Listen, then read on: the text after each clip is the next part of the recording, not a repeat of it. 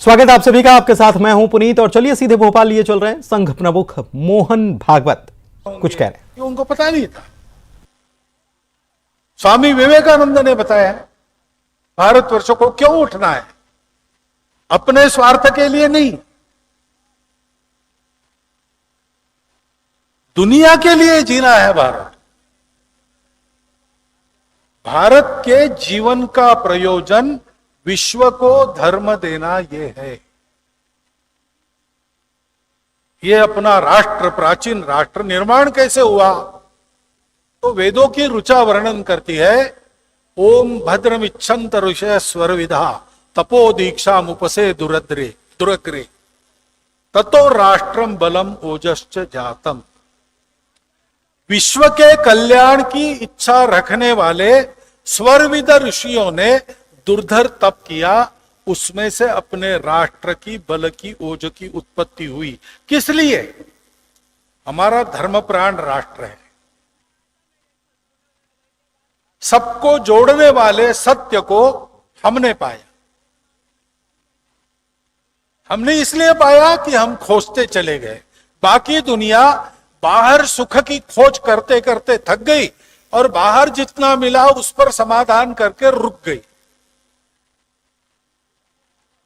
हमारे भी जो प्राचीन उपनिषद है सबसे, उसमें बाहर की खोज ही मिलती है। सत्य कहां मिलेगा? अग्नि में मिलेगा क्या? वायु में मिलेगा क्या? पंच महाभूतों में सत्य खोज रहे, पूरा नहीं मिलता। और इसलिए कभी किसी ऋषि को लगा कि हमको अब बाहर का हमने खोज लिया, अब अंदर खोजना चाहिए। उस दिन अध्यात्म शास्त्र का जन्म हुआ और इस अध्यात्म शास्त्र के आधार पर हमने अस्तित्व की एकता को खोज लिया। सब प्रकार की जड़ चेतन वस्तुओं से भरी विविधता दिखाने वाली ये दुनिया एकता का ही आविष्कार है। इसलिए सब जुड़े हैं, सब संबंधित है, इसलिए सबको मिलकर चलना है। सुख बाहर नहीं मिलेगा।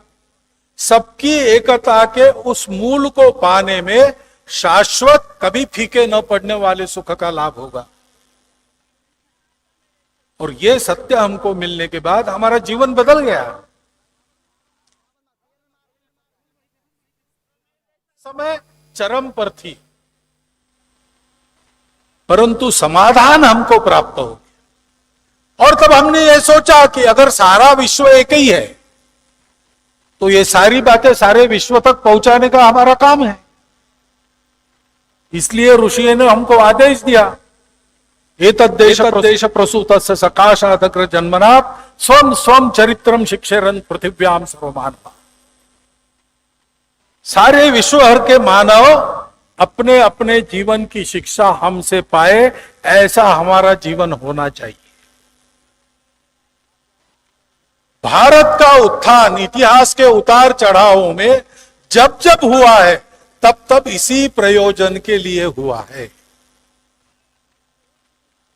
और इसलिए मुझे आश्चर्य नहीं लगता।